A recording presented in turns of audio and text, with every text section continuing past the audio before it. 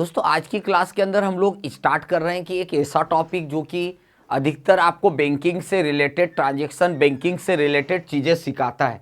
और आज की क्लास के अंदर ये चीज़ें सब आपको पता चल जाएगी कि बैंक से रिलेटेड कितने टाइप के ट्रांजैक्शन होते हैं। यानी कि आप अगर ये सोच रहे होंगे कि सर कॉन्ट्रा एंट्री आपने पढ़ी थी तो फिर वो क्या है, देखिए कॉन्ट्रा एक वाउचर था जहां पर हमने बैंक पे जमा करना, बैंक से विड्रॉ करना, बैंक से रिलेटेड ट्रांजैक्शन के बारे में सीखा। बट हमने बैंकिंग फीचर्स को नहीं सीखा कि एक्चुअली बैंकिंग का रियल लाइफ में क्या होता है। कई सारे ऐसे लोग होते हैं जिनको चेक, आज भी आप लोग जानते हैं, चेक भरते नहीं आता है, चेक कैसे भर के देना ये नहीं पता है, बैंक की स्लिप पैसा जमा करने के लिए बैंक स्लिप कैसे आती है। यानी इतनी सारी कमियां हैं कि कई सारे लोगों को ये सब चीजें नहीं आती है। मैंने आज की क्लास के अंदर एक इस टाइप का वीडियो डिजाइन किया कि जिसमें मैं आपको बैंकिंग ट्रांजैक्शन, बैंकिंग से रिलेटेड वो सारी चीजें मैं आपको बताने वाला हूं जो एक व्यक्ति को, एक स्टूडेंट को या एक आम व्यापारी को ये सब चीज आना ही चाहिए। और इसी के लिए आज की क्लास के अंदर मैंने ज्यादा से ज्यादा चीजें आपको बताने की कोशिश करी। और आज की क्लास के अंदर मैं आपको बताने वाला हूं कि किस तरीके से हम लोग बैंकिंग की चीजों का उपयोग करते। तो शुरू करते आज की क्लास के अंदर। सबसे पहले हम आज की क्लास के अंदर कितने टॉपिक के ऊपर, कितनी चीजों के ऊपर डिस्कस करने वाले, लाइक हमारे पास बैंकिंग के अंदर यानी कि टेली प्राइम के अंदर आप लोगों को पता है टेली प्राइम आप लोग यूज करते हैं तो उसके अंदर एक ऑप्शन होता है बैंकिंग। अब ये बैंकिंग ऑप्शन एक्चुअली होता क्या है बैंकिंग ऑप्शन के अंदर, तो मैं जब आज बताने वाला हूं सबसे पहले बताऊंगा मैं आपको बैंक की डिटेल कि रियल लाइफ में बैंक के अंदर की कौन कौन सी डिटेल होती है वो बैंकिंग डिटेल्स में आ जाएगी। फिर हम पढ़ेंगे चेक डिटेल, यानी किसी भी व्यक्ति को हम लोग चेक देते हैं तो चेक में हमको क्या क्या चीजें ध्यान रखना चाहिए, चेक कैसे कैसे आते हैं, चेक किस किस प्रकार के आते हैं ये भी आपको दिखाऊंगा। तीसरा आ जाएगा डिपॉजिट, हम अगर किसी बैंक में पैसा जमा करने जाते हैं तो कितनी तरीके से जमा करते हो, जमा करने के तरीके क्या हो सकते हैं। भाई कॉन्ट्रा एंट्री होती पर कोई व्यक्ति मुझे चेक देगा तो मैं क्या करूंगा वो डिटेल। कैंसल चेक के ऊपर चलते हैं। कैंसल चेक यानी हमने किसी व्यक्ति ने बोला कैंसल चेक, तो कैंसल चेक का उपयोग हम कैसे करने वाले हैं। कैंसल चेक में और क्या क्या चीजें हो सकती है, किसी को चेक दे दिया उसको अगर सिग्नेचर मैच नहीं होगा तो क्या होगा। इसके बाद आ जाएगा बैंक रिकॉन्सिलेशन, बहुत ही इंपॉर्टेंट चीज। कोई भी बैंक में जो बैंक ट्रांजैक्शंस होते हैं उनको बैंक की एंट्रीज को मैच करने की प्रोसेस को हम बोलते हैं बैंकिंग ट्रांजैक्शन। एंड लास्ट आ जाएगी पीडीसी, क्या होता है, लाइक पोस्ट डेटेड चेक। यानी कि आपके सामने ये जो चीजें दिखाई दे रही है ये आपके लिए यही हो सकता है कि बेसिक चीजें बोले क्या होता होगा ये सब चीज, बट आज की क्लास के अंदर मैं पूरी की पूरी बैंकिंग फीचर जो कि टेली प्राइम ने एक स्पेशली इस फीचर को बनाया है, तो मैं आज की क्लास के अंदर यही चीज मैं आपको बताने वाला हूं कि किस तरीके से हम बैंकिंग से रिलेटेड, बैंक से रिलेटेड फीचर्स का उपयोग करेंगे। चलते हैं, सबसे पहले समझ लेते हैं हम बैंकों के बारे में। तो जाने रियल लाइफ में बैंक क्या होता है, बैंक का उपयोग क्या करते हैं। तो मेरे पास कुछ बैंकिंग के एग्जाम्पल्स मैंने लिखे हैं। जैसे कि आप अगर कोई बैंक की नाम है तो बैंक में क्या क्या होता है, नेम होता है, अकाउंट नंबर होता है, ब्रांच होता है, आईएफएससी कोड होता है। हर एक बैंक को गवर्नमेंट द्वारा एक कोड भी दिया गया है। तो मैंने क्या करा है आप लोगों के लिए, याद रखिएगा, जिस बैंक में भी आपका अकाउंट है, अगर आपको जब अकाउंट की डिटेल फुलफिल करने के लिए जरूरत पड़ेगी, क्योंकि अभी मैं वो भी आपको चीज बताऊंगा, तो याद रखिएगा मैंने यहां पर इन चीजों को यहां पर हिडन इसलिए कर रखा है क्योंकि बहुत सारी चीजें, कुछ नॉर्म्स होते हैं जिसके कारण मैं आपको सारे लोगों की अकाउंटिंग की डिटेल नहीं बता सकता। तो याद रखिए हमको नाम याद होना चाहिए, नेम होगा, अकाउंट नंबर होगा, इसके बाद ब्रांच होगा, आईएफएससी कोड होगा, ये सारी चीजें आपको मिलेगी। तो ये सब बैंक जो है उनके सब की अपनी अपनी डिटेल्स होती है। और ये सब चीज अगर आप नेट पे जाके देखेंगे या कहीं पर भी देखेंगे तो ये आपको सब मिलेगी। याद रखिएगा ये जो डिटेल मैंने आपको बताई है, जिसमें आपको याद रखना अपने लिए, क्योंकि आपको कभी कभी ऑनलाइन डिटेल डालना पड़ती है तो बैंक की डिटेल आ जाएगा, अकाउंट का नेम आ जाएगा, अकाउंट नंबर आ जाएगा, टाइप आ जाएगा, ब्रांच नेम आ जाएगा, इसी सभी की सारी चीजें आपके लिए आएगी। अब हम यहाँ पर ये चीजें कर रहे हैं। अब मैं आपको मेन नेक्स्ट स्क्रीन के ऊपर पहले ले जाता हूं। तो पहले मैं आपको ये बता देता हूं, आप लोग अक्सर देखते होंगे, सभी लोगों ने चेक के बारे में देखा होगा, चेक के बारे में पढ़ा होगा। ये जो चेक आता है, कई लोगों को मैंने अक्सर देखा है, जब भी वो चेक की डिटेल को देखते हैं तो उनको चेक के बारे में या चेक भरते नहीं आता कि चेक कैसे हम लोग इसको यूज करेंगे। तो याद रखिएगा, चेक के बारे में मैं आपको अभी दिखाने वाला हूं बहुत सारी चीजें, क्या क्या चीजें आपकी लाइफ में आपके लिए इंपॉर्टेंट पार्ट होता है, ये सब चीजें आपको आना चाहिए। ये है कोई की स्टेट बैंक ऑफ इंडिया का एक चेक जो मैंने आप लोगों के लिए एग्जाम्पल के तौर पे रखा है। आप कभी भी याद रखिए, चेक के लिए दो बातें बहुत इंपॉर्टेंट है। अक्सर हम कभी रियल लाइफ में जॉब करने जाते हैं या आप कभी रियल लाइफ में जॉब करने जाएंगे। अब चेक से रिलेटेड, सर चेक क्या होगा, बोले चेक तो चेक है, पर इस चेक के ऊपर यहां पर एक लिखा है सेल्फ, या देख रहे होंगे आपके सामने यहां पर लिखा है सेल्फ।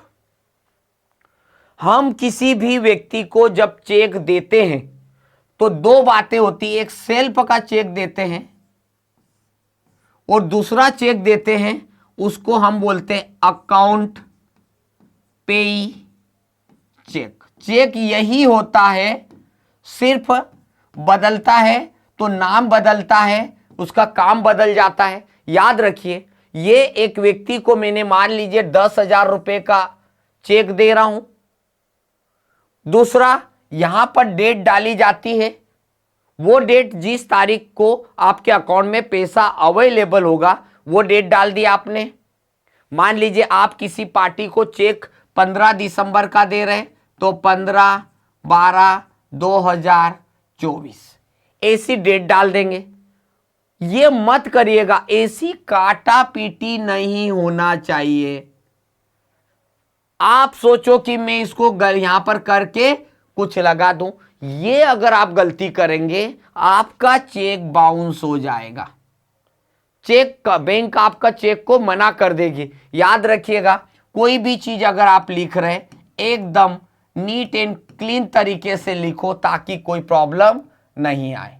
ये देखिए आपके सामने मैंने भी यही गलती करी, तो याद रखिएगा कुछ भी मिस्टेक नहीं होना चाहिए।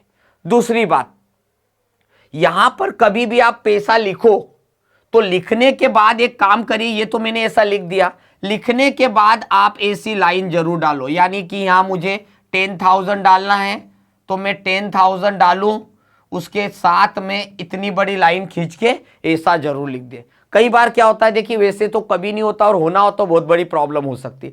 अगर हमने ये नहीं लिखा तो लोग क्या कर सकते हैं, अगर कोई को बेईमानी करना है तो वो 1 0 और लगा देगा। आपने किसी को कितने का पैसा, कितने का चेक दिया था 10,000 का, पर उसने 1 लाख कर दिया। गलतियां नहीं हो, इसलिए आप ध्यान रखिएगा कि कभी भी जितने का चेक दे रहे हैं उतना यहां पर इसे लगा दीजिए। चेक के बारे में हर एक डिटेल को मैं आपके साथ बारीकी से शेयर कर रहा हूं। दूसरी बात, कभी भी आप अपनी साइन करें, साइन को ध्यान से देखिएगा, उसमें भी काटा छाटी नहीं है। अगर आप साइन कर रहे हैं तो आपकी साइन ऐसी होना चाहिए कि एक प्रॉपर साइन इन एबो, यहां पर वैसे ये तो अभी बॉक्स बना है पर ये नहीं होता है, आप ऐसी साइन करेंगे जो भी आपकी होगी। दूसरी चीज आती है यहां पर, ये जो 10,000 है, रूल यही बोलता है कि आपने ये लिखा तो कैरेक्टर में तो जरूर लिखना। क्यों कि 10,000 rupees only is the right word. हो गया। अब ये जो चेक है सेल्फ का चेक है, और सेल्फ का चेक अगर मैं किसी एम्प्लॉय को, किसी व्यक्ति को अगर दे देता हूं तो क्या होगा, वो बैंक में जाएगा, वो चेक जमा करेगा, बैंक उसे पैसा एट ए टाइम दे देगा, कोई टेंशन नहीं है। अब मान लीजिए ये चेक किसी को मिल गया, वो तो कोई भी जाके फिर विड्रॉ कर लेगा, भैया सेल्फ लिखा है तो ले लेगा। परंतु अगर कोई व्यक्ति को मैं उसके अकाउंट पे चेक दूंगा तो बस मुझे यहां पर ये 2 लाइन लिखना है। ये देखिए, बस इतना लिख दिया। इसका मतलब होता है कि अब ये चेक अगर किसी को मिल भी गया, कोई काम का नहीं है। इसको जरा सा यहां पर लिखने से ये हो जाएगा कि अब पैसा उसके अकाउंट में ट्रांसफर होगा। इस बात को आप समझ लीजिएगा, ये काम बहुत इंपॉर्टेंट है। आपको इस चीज के बारे में एटलीस्ट प्रॉपर पता होना जरूरी है।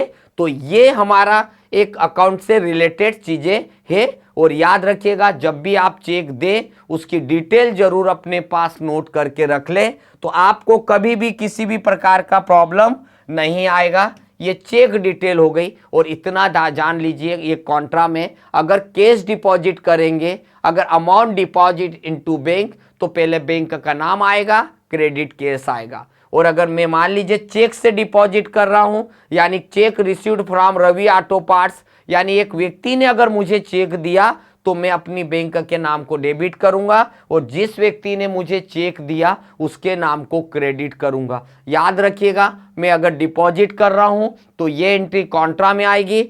अब परंतु अगर कोई कस्टमर मुझे चेक दे रहा है और मैं उस चेक को बैंक में जमा कर रहा हूं, तो फिर कॉन्ट्रा एंट्री नहीं होगी, वह रिसिप्ट की एंट्री होगी।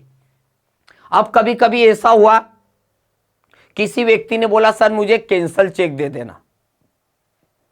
कभी कभी कंपनियां आपसे कैंसल चेक मांगती है, तो आप अपना एक चेक ले लो, उस पे ये 2 लाइन लगा दो, ये 2 लाइन लगा दी, इसका मतलब हुआ आपका चेक जो है वो कैंसल चेक है।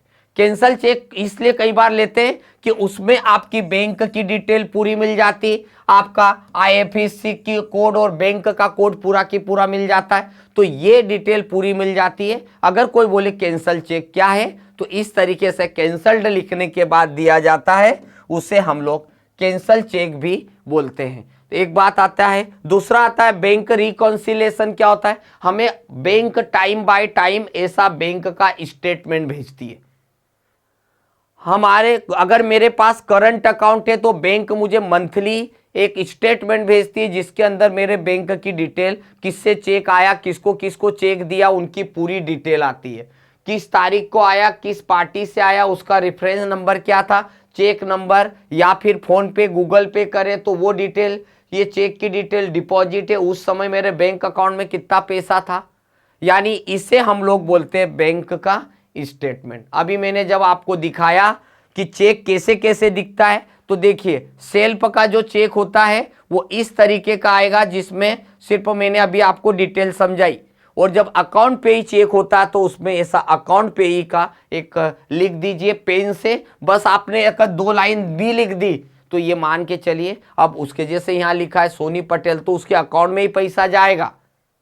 अब ये चेक अगर किसी को रास्ते में मिल भी गया तो उसके कोई काम का नहीं है, पर ये चेक अगर मैंने नाम लिख दिया किसी को रवि, अब वही जाएगा और बोलेगा मैं एक रवि हूं, बैंक ने पैसा दे दिया। वैसे उसके लिए भी आजकल ऐसे नियम आ गए कि अगर आपको सेल्फ का चेक दिया तो बैंक भी आपसे आइडेंटिटी मांगने लग गई कि आपका नाम है, तो चलिए आप बताइए, आपके आधार कार्ड पैन कार्ड बताइए। तो याद रखिएगा ऐसी सभी चीजें जरूरी है, मगर आपको इतना जरूर नॉलेज होना चाहिए कि सेल्फ चेक किसको बोलते हैं, अकाउंट पे चेक किसको बोलते हैं।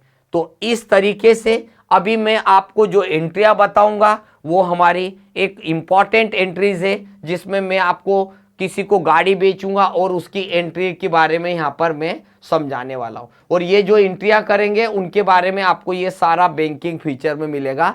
तो अब मैं जो आपको बताने वाला हूँ, ये बताने वाला हूँ कि मैं किसी को एक गाड़ी खरीदूंगा और उस पार्टी को मैं 20-20 हजार के 3 चेक देने वाला हूँ। चेक की नंबर सीरीज इस तरीके की रहेगी, और मैं गाड़ी खरीद, मतलब जैसे मेरे को किसी को बेचना हो या खरीदना हो तो इस तरीके से रहेंगी। तो मैंने क्या करा, एक व्यक्ति से गाड़ी खरीदूंगा मैं, और गाड़ी खरीदने के बाद उसे मैं PDC चेक कैसे देने वाला हूं।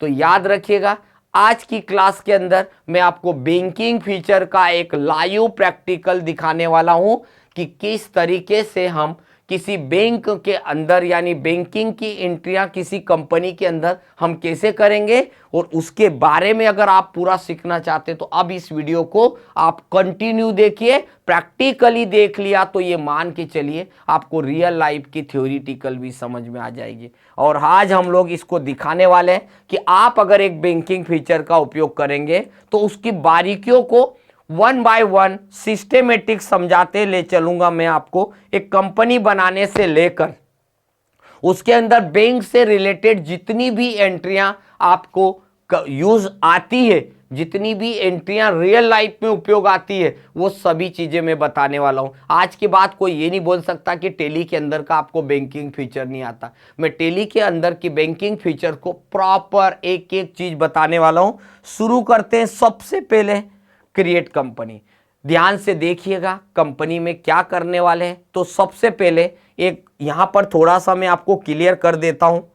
मैं एक आम व्यक्ति हूं या मेरी कोई दुकान है, मैंने एक गाड़ी फाइनेंस करवाई एक कंपनी से, मैंने एक गाड़ी फाइनेंस करवाई कंपनी से और मैं उसे कैश रुपया नहीं दे रहा हूं, मैं उससे फाइनेंस करवाने के बाद उसे अगले 3 महीने के चेक दूंगा। तो इसके लिए मैं आज आपको एक पूरी फाइनेंस कंपनी की प्रोसेस बताने वाला हूं। तो देखते हैं कि अगर मैं किसी से कंपनी से अगर फाइनेंस करवाता हूं मेरी गाड़ी, तो मैं कैसे उसकी एंट्री करने वाला हूं। और अगर यही चीज अगर आप किसी की गाड़ी फाइनेंस करेंगे तो उससे चेक कैसा लेंगे, ये दो बातें मैं आज आपको टेली के अंदर एकदम सिस्टेमेटिक और अपने तरीके से बताने वाला हूं कि अगर आप एक फाइनेंस कंपनी चला रहे हैं या फिर आप किसी से फाइनेंस करवाते हैं या किसी को फाइनेंस करते हैं, तो ध्यान दीजिएगा मेरी इस क्लास को। तो शुरू करते हैं। सबसे पहले Naman Motors Private Limited, Indore Road, Bhopal, Madhya Pradesh 450001, your financial year, then continue. अभी मैंने आपके सामने एक कंपनी बनाई और कंपनी बनाने के बाद मैं उस गाड़ी के ऊपर किस तरीके से मैं चीज़ों का उपयोग करने वाला हूं। तो ध्यान से देखिएगा, मैंने यहां पर अभी जीएसटी का कोई रोल नहीं कर रहा हूं। जीएसटी लगा सकते हो, ये भी मत टेंशन लीजिए, परंतु आपको यहां पर मैं एक एक चीज बता दूं पहले कि मैं एक आज जो फीचर पढ़ाने वाला हूं ये है बैंकिंग फीचर। याद रखिएगा ये बैंकिंग फीचर के अंतर्गत की चीजें है जो मैं आपको क्लियर करने वाला हूं। तो शुरू करते हैं। पहले मैं अपने लिए एक गाड़ी फाइनेंस करवाऊंगा और मेरा भी बिजनेस है, तो मैं पहले गाड़ी कैसे फाइनेंस करवाऊंगा, ध्यान से देखिएगा। तो सबसे पहले आप जाएंगे कंपनी में, वाउचर एंट्री करेंगे। भैया पहले मैं बिजनेस में कुछ पैसा मतलब बिजनेस स्टार्ट कर रहा हूं, मेरा पास कुछ तो पैसा होना चाहिए। तो मैंने यहां पर लिया, मैंने महेंद्र शर्मा कैपिटल। मान लीजिए कंपनी का मालिक महेंद्र शर्मा है, तो उसने बिजनेस में कितना पैसा इन्वेस्टमेंट किया, मान लीजिए उसकी दुकान थी उसमें 5 लाख रुपया इन्वेस्टमेंट किया हुआ है।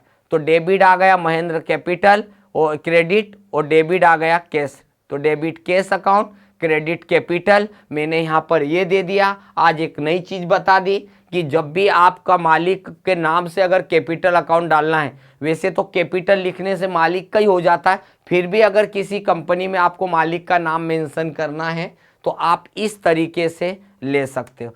तो सबसे पहली चीज़ तो आपकी ये हुई कि किस तरीके से आपने बिजनेस शुरू किया। पहला काम यही होता है। अगर मैं बिजनेस शुरू नहीं करता, मेरे पास पैसे ही नहीं होता, तो मैं बैंक में क्या जमा करूँगा। तो सबसे पहला काम आपको बस मेरी बातों को एक एक एंट्री को समझते चलिएगा। सबसे पहले मैंने अपना बिजनेस शुरू करा, भले मेरी एक छोटा सी शॉप थी जिसमें मैंने 5 लाख रुपया इन्वेस्टमेंट कर दिया। इसके बाद मैंने क्या करा, बैंक से लोन ले लिया। मैंने यहाँ पर लिख दिया बंधन bank loan account this is loans and liability. मैंने लोन लिया तो ये मैंने लोन कितने का लिया, 2 लाख रुपए का लिया। डेबिट आ गया कैश, इसका मतलब है आपने बैंक से लोन लिया। 2 टाइप की एंट्री इज रेडी, कंप्लीट। आगे बढ़ते हैं। अब मैं क्या करने वाला हूं, पहले तो बैंक की डिटेल डालूं, और बैंक की डिटेल और चेक डिटेल, ये 2 डिटेल जो मेरे लिए, मैंने आपको पहला जो चार्ट बताया था मैंने कि फर्स्ट हम बैंक डिटेल डालने वाले हैं। तो सबसे पहले आप निकलिए यहां से बाहर, क्रिएट कीजिए। मैं लेजर में जाऊंगा। मैंने बोला कि भाई मेरा account axis bank of India में, एक्सिस बैंक में है। यहाँ पर बैंक ग्रुप बना दिया, उससे कनेक्ट कर दिया। अब ध्यान से देखिए, कंपनी का नाम है नमन मोटर, इनका अकाउंट नंबर क्या है,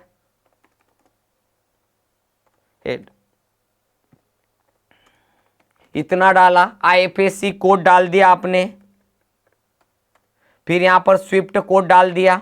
अगर आपको स्विफ्ट नहीं पता हो तो गूगल पे जाके लिख दीजिएगा। ब्रांच डाल दिया, इतना लिखा। ये हुई बैंक डिटेल। अगर कोई आपसे पूछता है कि टेली के अंदर हम बैंक की डिटेल कहाँ डालते हैं, तो जब हम लेजर डालते हैं और उनका ग्रुप जब बैंक अकाउंट देते हैं तो ये बैंक डिटेल आ जाती है। यहाँ पर एक जो लाइन है इसे हम लोग बोलते हैं चेक डिटेल। ये लाइन को समझ जाइएगा, यहाँ पर होती है चेक डिटेल। तो चेक डिटेल का मतलब होता है जब मैंने बैंक में अकाउंट ओपन करवाया, एक एप्लीकेशन दी मैंने बैंक को, तो बैंक ने मुझे चेक की डिटेल डाल के दी कि भैया कौन कौन सा चेक आएगा। तो मैंने यहाँ पर डाल दिया। सबसे पहले चेक की सीरीज कहाँ से स्टार्ट हुई, A1 2 3 4 5 6। याद रखिएगा, कोई भी चेक का नंबर 6 डिजिट में होता, 6 अंकों में होता है। मैंने बैंक को एक एप्लीकेशन लिख के दी कि मुझे चेक चाहिए, 25 चेक की एक चेक बुक चाहिए।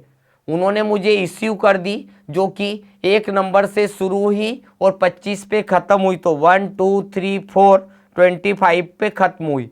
टोटल 25 चेक आपको दिखाई दे रहे।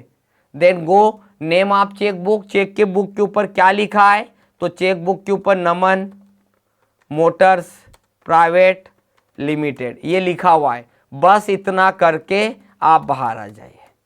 ये हुई हमारी bank detail and cheque detail. आपको पता भी नहीं चला और आपने बैंक डिटेल और चेक डिटेल डाल दी।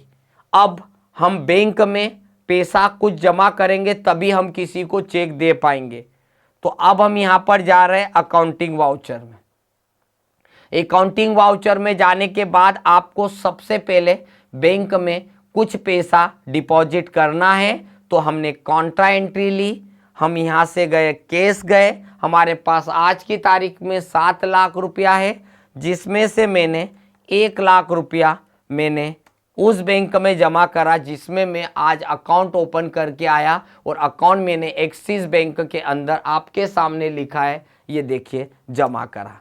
तो भैया अब मैं बैंक में गया तो 500-500 के कितने नोट थे, तो मैंने करा 500-500 के 200 नोट थे। ऑटोमेटिकली 1 लाख रुपया आ गया और बस इतना जमा करा। ध्यान से सुनिएगा, मैंने कॉन्ट्रा एंट्री करी है, डेबिट करा है एक्सिस बैंक और क्रेडिट कर दिया कैश। इस एंट्री को बोला जाता है बैंक डिपॉजिट एंट्री। मैं जो भी चीज कर रहा हूं इसको ध्यान से देखिएगा। डिपॉजिट करने के 2 तरीके बता रहा हूं, चेक डिपॉजिट, कैश डिपॉजिट। अभी मैंने जो पैसा लिया और बैंक में जमा करके आया इसे कहा जाता है कैश डिपॉजिट।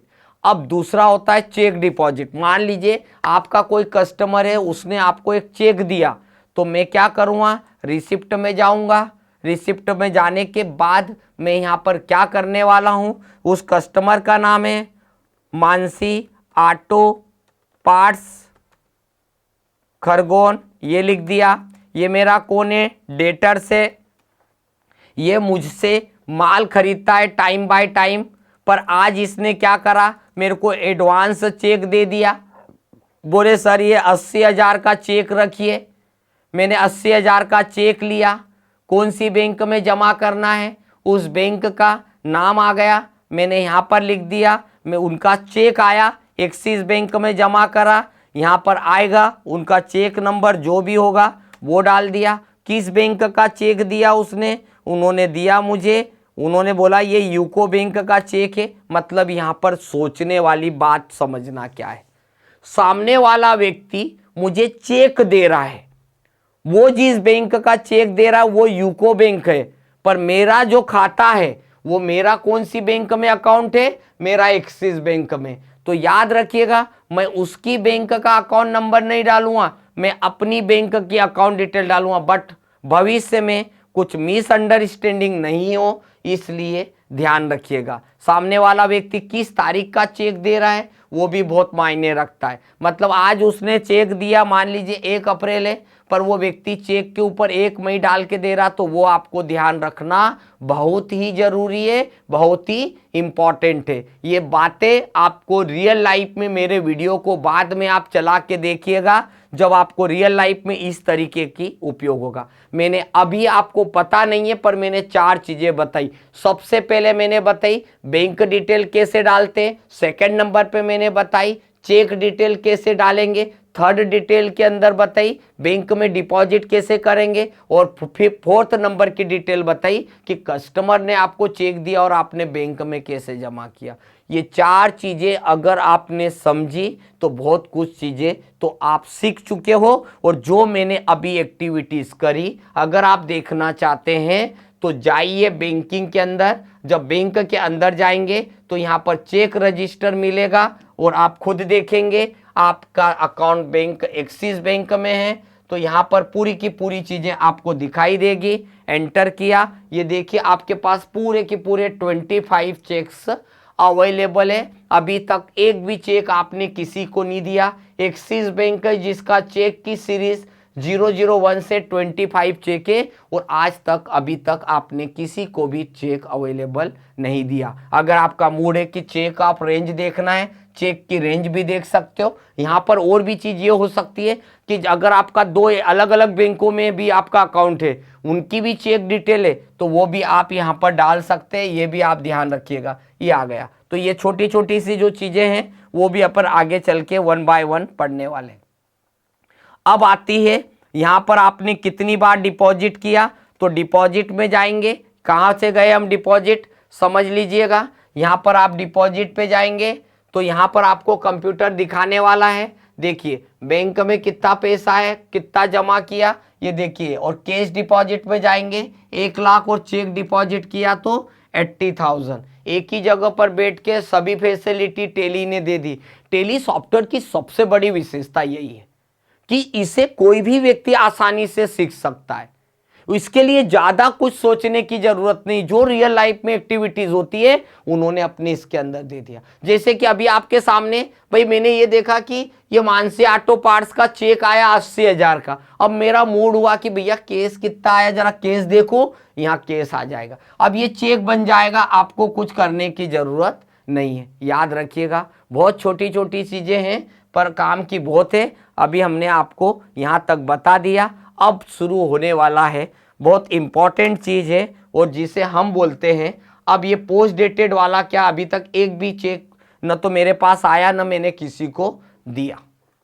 अब इस एंट्री को समझाता हूं। पहले तो आपको, मैंने गाड़ी परचेस करी 60,000 की, मेरे पास पैसा नहीं था तो मैंने फाइनेंस करवा ली, और फाइनेंस कंपनी को 20-20 हजार रुपए के 3 अलग अलग महीने के चेक दे दिया। एक 1 मई का दे दिया, एक 5 मई का दे दिया, एक 1 मई का दे दिया, उसके बाद 1 महीने चेक दे दिया, एक सितंबर का दे दिया, 1 नवंबर, जो भी मैं डेट आपको बताने वाला हूं।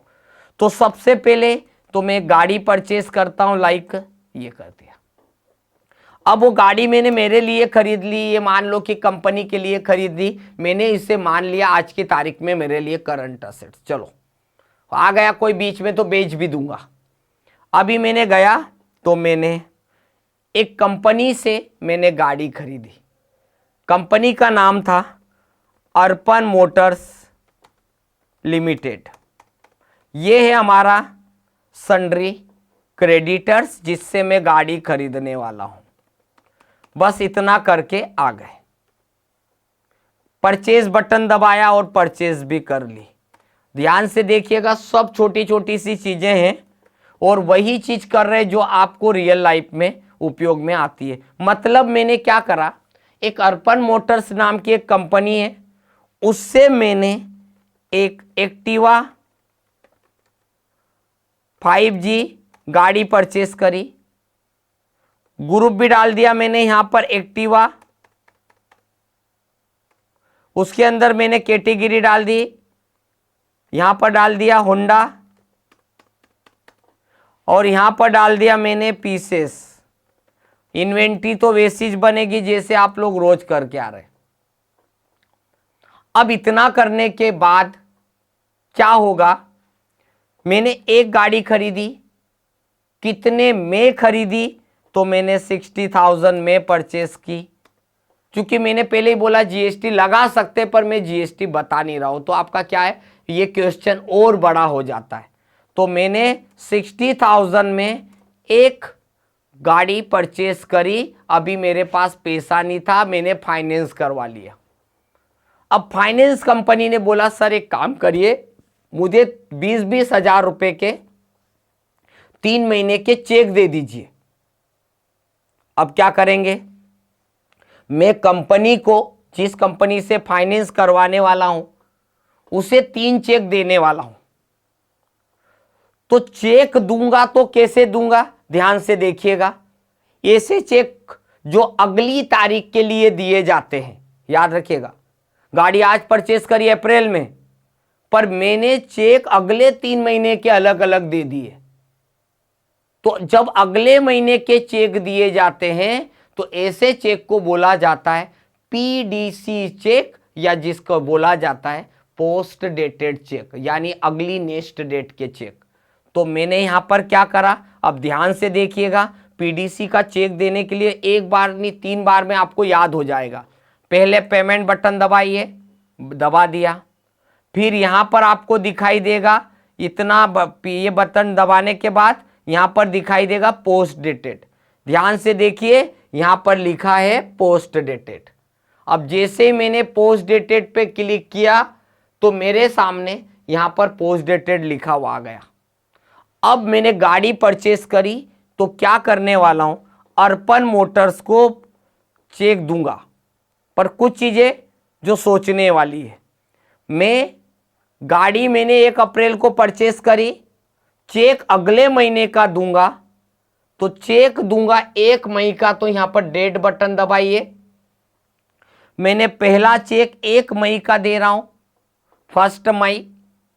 देन कितने का, 20,000 रुपीज। एडजस्टमेंट किया, 60 में से पहला चेक दे रहा हूं।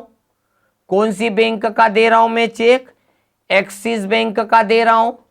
एंटर किया, खुद ही देख लीजिए, यहां पर रेंज आ गई चेक की। पहला चेक 1 नंबर का है, उस चेक के ऊपर मैंने मई की डेट डाली, तो ये होता है पीडीसी डेट। ये होती है हमारे चेक नंबर की सीरीज, ये होता है हमारा चेक नंबर, ये होता है इश्यू डेट, कि भाई आप सामने वाली कंपनी को चेक कितनी तारीख को बना के दोगे। तो मैंने बोला 1 अप्रैल को मैंने चेक बना के दिया, इसको लिख भी दिया मैंने, फर्स्ट इंस्टॉलमेंट। पहला चेक दिया मैंने 1 मई का, वही की वही चीज फिर रिपीट कर रहा हूं मैं, F2। अगला चेक दिया 7वें महीने का, किसको दे रहा हूं, अर्पण मोटर्स को। कितने का, 20,000 का। अगेन एडजस्टमेंट करने वाला हूं, एक्सिस बैंक से चेक बना के दूंगा, चेक नंबर 2 अपने आप आ गया। यहां पर आप देख रहे होंगे, बट यहां पर वो चीज नहीं आई। 1 जुलाई डाला मैंने, एक्सिस बैंक डाला। ये देखिए चेक की रेंज के पहले हम फिर से जाएंगे, अकाउंटिंग में जाएंगे। ध्यान से देखिए, एक गलती भी आपके लिए इंपॉर्टेंट है। आप पहले पोस्ट डेटेड बटन दबाइए, जो मैंने अभी वापस बैक आया इसीलिए। अब डेट बदल दीजिए, तो मैंने डेट बदली, डेट डाली 7 मंथ की। किसको दे रहा हूं, अर्पण मोटर्स को। कितने दे रहा हूं, 20,000 का चेक। एडजस्टमेंट किया, यहां पर बैंक में गए तो हमने यहां पर गए, चेक की सीरीज आ गई, जुलाई आ गई। ये डेट नहीं आ रही थी ना, इसके कारण मैं पीछे गया था। और क्यों नहीं आ रही थी, क्योंकि मैंने पीडीसी की बटन पर क्लिक नहीं करा। तो मैंने यहां डाला 1 अप्रैल 2024 को मैंने चेक बनाया, और ये हो गई मेरी second instalment. Same process, last cheque PDC किसको दे, फिर डेट बदल दी मैंने यहाँ पर, अगली डेट मैंने कब की डाली, 1/8/2024 की डाली, 1/9/2024 की डाली। किसको दे रहा हूं मैं चेक, मैंने अर्पण मोटर्स को दिया। कितने का चेक दिया, 20,000 का दिया। अगेन एडजस्टमेंट किया, एक्सिस बैंक का चेक दिया, सारी डिटेल डालने वाले हम। इतना करने के बाद हमने यहाँ पर लिख दिया 1 अप्रैल को चेक दिया, और ये लिख दिया हमने लास्ट इंस्टॉलमेंट। हो गया। तो आपने इतनी चीजें यहाँ पर करने के बाद अब आप आ जाइए पीछे की तरफ। आप जैसे आएंगे तो ध्यान से देखिए, अब अगर आपको बैंक में जाएंगे, अगर आपको यहाँ पोस्ट डेटेड समरी देखना है तो 3 अलग अलग तारीख की डेट को ये 20-20 हजार रुपए के 3 अलग अलग डेट के चेक आपको मैंने दिए, अभी दिए हुए हैं। मेरे अकाउंट में से पैसा नहीं निकला है। और इससे भी बड़ी बात बताता हूं कि आपने पीडीसी दिया कि चेक दिया। अगर आप पीडीसी के चेक देखना चाहते हो तो कहां पर जाएंगे देखने के लिए, हमारे पीडीसी चेक अगर आपको देखना भी है तो किस तरीके से और कहां पे जाके देखेंगे, तो आप डिस्प्ले में चले जाइए, डे बुक में जाइए, और डे बुक में जाने के बाद आप जाएंगे, पीरियड बटन दबाएंगे 1 अप्रैल से लेके 31 मार्च तक के।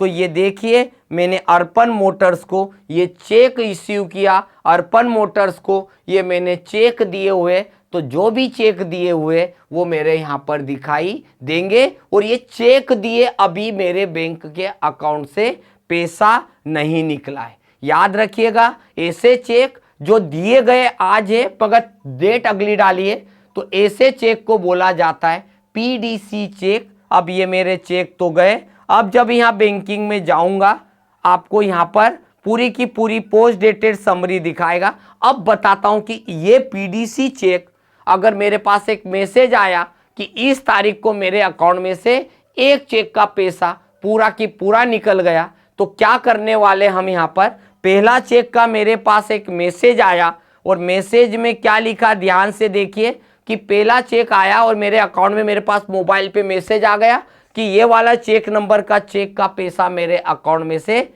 निकल गया। तो मैं यहाँ पर क्या करने वाला हूं, ध्यान से देखिए, बस पीडीसी चेक को करंट बटन दबा दीजिए और एंटर कर दीजिए। ये पहला चेक क्लियर हुआ, तो आप खुद देख लीजिए, ये हट गया पहला चेक। 3 चेक में से एक चेक का पैसा निकल गया।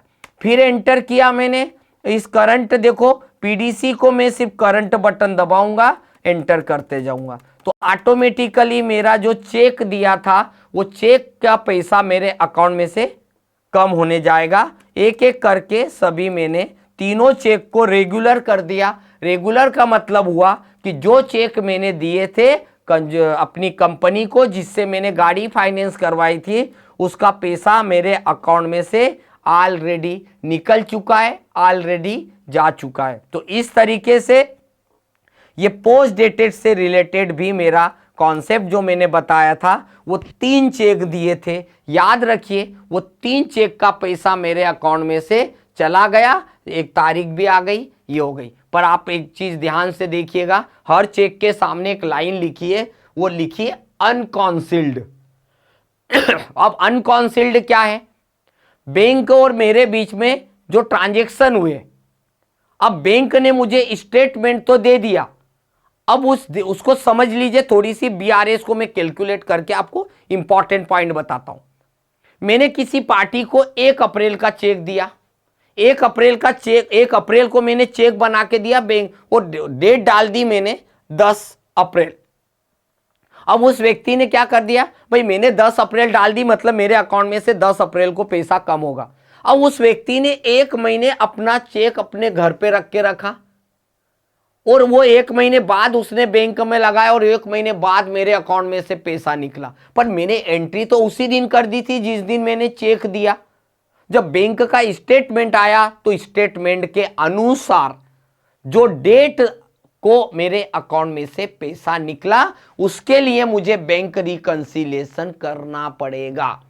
यानी जो बैंक स्टेटमेंट की डेट है उसको मुझे बैंक ने मैंने किस तारीख को क्या किया अब बताता हूं। इसको भी एक बात और ध्यान रखना, अगर मैंने किसी व्यक्ति ने मुझे चेक दिया, आज डेट डाल के दे दी 1 अप्रैल, अप्रैल मई जून, 1 जुलाई को वो कागज बन जाएगा। अगर आप किसी को चेक देते हो डेट डाल के और अगर 3 महीने के बाद अगर वो चेक है तो फिर वो मान्य नहीं होता, क्योंकि चेक की वैलिडिटी गवर्नमेंट ने 3 महीने कर दी इश्यू डेट, जिसमें डेट डालने के बाद। हाँ, अगर चेक के ऊपर डेट नहीं डली है तो फिर आप कभी भी डेट डाल के उसका यूज कर सकते हो। अब मैं यहां पर बताने वाला हूं बैंक रिकंसिलिएशन, तो आप पीछे जाइए, इस ऑप्शन का उपयोग करना सिखा देता हूं। ध्यान से देखिएगा, ये लिखा है बैंक रिकंसिलिएशन। यहां पर हम बैंक के ऊपर जाएंगे। अब देखिए यहां पर क्या करने वाला हूं, मैंने जो चेक दी बैंक में गया था 1 अप्रैल को, ये वो डेट है जिस तारीख को मैं गया और बैंक ने मेरे अकाउंट में 2 अप्रैल को पैसा जमा किया। मानसी ऑटो पार्ट्स वाले ने मुझे 1 अप्रैल का चेक दिया था डेट डाल के, मैंने 1 मई को मेरे अकाउंट में जमा किया, तो मेरे अकाउंट में रिफ्लेक्शन गिरेगा 1 मई को। दूसरी बात, नेक्स्ट, अर्पण मोटर्स को मैंने 1 मई का चेक दिया था, उन्होंने 2 दिन अपने घर पे रख के रखा, उन्होंने 2 मई को अकाउंट में लगाया, तो मेरे अकाउंट में से पैसा 2 मई को कम होगा। तीसरी बात, फिर अर्पण मोटर्स को एक चेक दिया था 1 जुलाई को, तो उन्होंने 2 जुलाई को मेरे अकाउंट में से पैसा निकल चुका। और लास्ट एक चेक था मेरा 1 सितंबर का, तो उसने 1 सितंबर को ही बैंक में प्रेजेंट कर दिया, तो मेरे अकाउंट में से 1 सितंबर को निकल गया। अभी तक आपकी सारी की सारी एंट्री रिकंसिल हो चुकी है। और ध्यान दीजिएगा, आपके पास जब आप जाते हो चेक डिटेल के ऊपर जाके देख लीजिए, अब आपके चेक के सामने अनकॉन्सिल्ड नहीं लिखा है, रिकॉन्सिल्ड लिखा है। चीज छोटी है, थी काम की। अब क्या हो गया, मेरे हाथ एक गलती हो गई, मैंने एक कंपनी को गलती से 50,000 रुपए का चेक बना के दे दिया। इसी अर्पण मोटर्स को मैंने 50,000 का चेक बना दिया, याद नहीं रहा, मैंने चेक बना दिया। अब वो लेके भी चले गए। 2 दिन बाद अर्पण मोटर्स का एम्प्लॉय आया, बोले सर आपने 50,000 का चेक गलती से एक ज़्यादा दे दिया, ये आपका चेक रखो। भाई सिंपल सी बात है, व्यक्ति कंपनी मुझे लाके चेक देगी, अब वो चेक मैं दूसरे को तो दे नहीं सकता हूँ, क्योंकि उसके ऊपर नाम लिख दिया, पैसा लिख दिया, वो चेक वेस्टेज। मैंने चेक को काट दिया और रख दिया मेरे पास, पर ये काट दिया रख दिया ये तो हमारी भाषा हो गई ना। तो हम क्या करेंगे, उस चेक के अंदर जाएंगे बैंकिंग में और यहाँ चेक रजिस्टर में जाएंगे। ये देखिए एंटर किया तो कौन सा चेक था, ये है अनकॉन्सिल्ड वाला, कितने का, 50,000 का। अब ये चेक मैं किसी को नहीं दे सकता, पर मेरे सामने तो हमेशा दिखाई देगा, तो मेरे को तो कंफ्यूजन होने वाला है। भाई अब कंफ्यूज मत होइएगा, क्योंकि इस चेक को मैं करने वाला हूं, यहां पर जैसे मैं जाऊंगा इसके ऊपर क्लिक करने वाला हूं, मीन्स मैंने यहां पर जाके एंटर कर दिया। तो आप जब जाएंगे तो यहाँ एक लाइन लिखी हुई है कैंसल चेक, बटन दबाएंगे और मैंने यस कर दिया। और मैंने जैसे ही यहाँ पर यस किया तो ध्यान से देखिए, अब वो चेक आपका क्या हो गया, कैंसल्ड चेक हो गया, बोलने की जरूरत नहीं।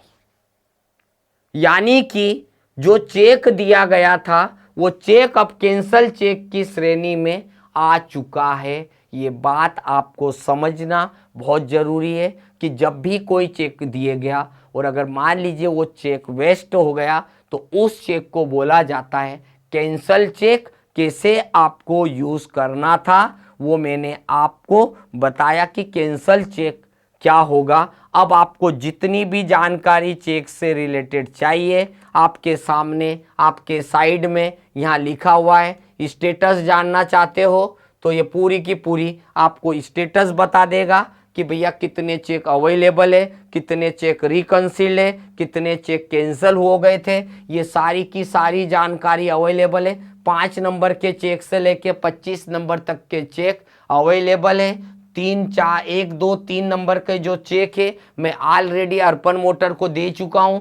4 नंबर का चेक कैंसल चेक है, गलती से मैंने दे दिया था। सारी की सारी चीजें आपको यहाँ पर दिखाई देगी। हर एक चीज अगर क्विक सर्च आपके पास मोबाइल पे एक मैसेज आया कि चेक नंबर 00025 नंबर का चेक आया, तो अब आपको उस समय क्या करोगे, अगर ऐसा हो तो केवल आप चेक नंबर डालना 100, यहाँ पर जाएंगे 1 2 3 4, यहाँ पर गए और हमने डाल दिया 15 नंबर का चेक। कंप्यूटर बोल रहा है अवेलेबल है, याद रखिएगा। इस तरीके से हम इन चीज़ों को भी उपयोग में ले सकते हैं। तो अभी मैंने आपको जो चीज़ें बताई कि अगर मैं गाड़ी परचेस करता हूं तो कैसे मैं पीडीसी दे दूंगा, मतलब मैं अगली तारीख के चेक दे रहा हूं। पर ऐसा भी तो हो सकता है ना भाई, मैं किसी को गाड़ी बेचूंगा वो भी तो मुझे पीडीसी देगा। जान लीजिए, इसे भी समझ लेते कि अगर मेरी कंपनी किसी पर्सन को गाड़ी बेचती भी है और अगर वो व्यक्ति मुझे कोई चेक देगा तो भी तो आपको आना चाहिए। तो ये भी मैं बता देता हूं कि सबसे पहले वही करता हूं कि मैंने भी तो गाड़ी बेची।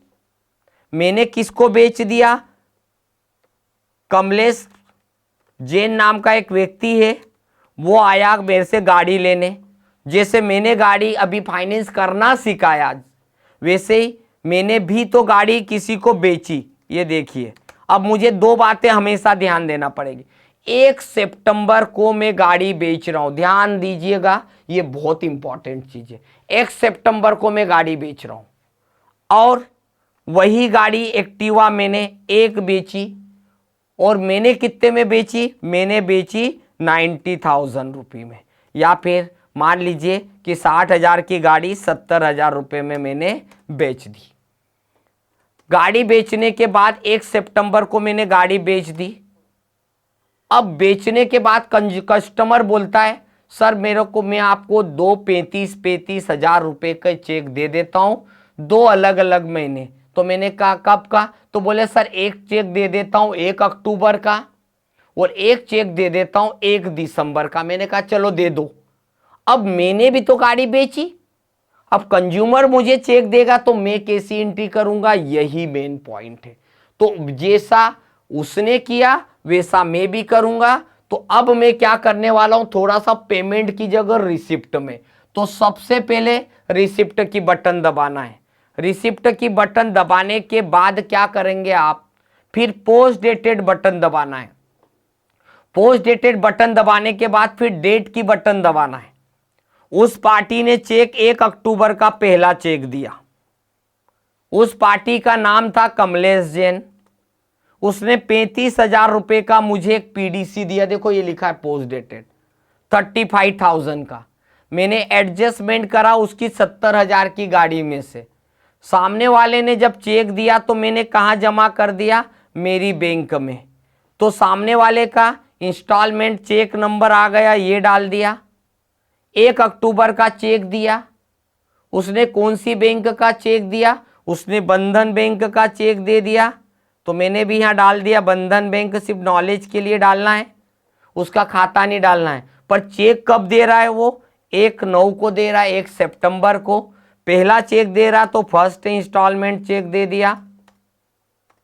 फिर सेकेंड इंस्टॉलमेंट की वैसी एंट्री करूंगा। पोस्ट डेटेड बटन दबाऊंगा, फिर डेट की बटन दबाऊंगा, और डेट की बटन दबाने के बाद दूसरा चेक 12वें महीने का दिया, उसी पार्टी ने दिया। 35,000 रुपये का एक चेक और दे दिया। अगेन एडजस्टमेंट किया, अभी पैसा मेरे अकाउंट में नहीं आया, अभी तो पीडीसी दिया उसने। यहाँ पर एंटर करूँगा, सेम नंबर डालूंगा, चेक नंबर की सीरीज 1 दिसंबर का चेक है, बंधन बैंक का चेक दे रहा, पार्टी दे रही है। देने की तारीख क्या थी, 1 सितंबर, और ये लास्ट इंस्टॉलमेंट भी दे दी उसने। बस इतना करके आ जाओ। अब मुझे भी पता करना कि पीडीसी कहाँ मिलेगा, तो चलते हैं भाई बैंकिंग में। यहीं पर आपको मिलेगा पोस्ट डेटेड, यहीं पर मिलेंगे 35,000 रुपये के चेक। पहले वो चेक जो थे हमने दिए थे इसलिए इश्यू थे, और अब मुझे चेक मिले इसलिए रिसीव आ गए। तो यहाँ पर एक दूसरे के उल्टी भी मैंने एंट्रियां दे दी, और मान लीजिए ये 35,000 रुपये का जो चेक है 35,000 का, ये आज मेरे अकाउंट में ट्रांसफर हो गया, तो मैं इसे करंट कर दूंगा, मतलब अब मेरे अकाउंट में पैसा दिखने लगेगा। पहले पीडीसी था, अब ये चेक का भी पैसा मेरे अकाउंट में आ गया, तो मैं बस इस करंट बटन को दबाऊंगा।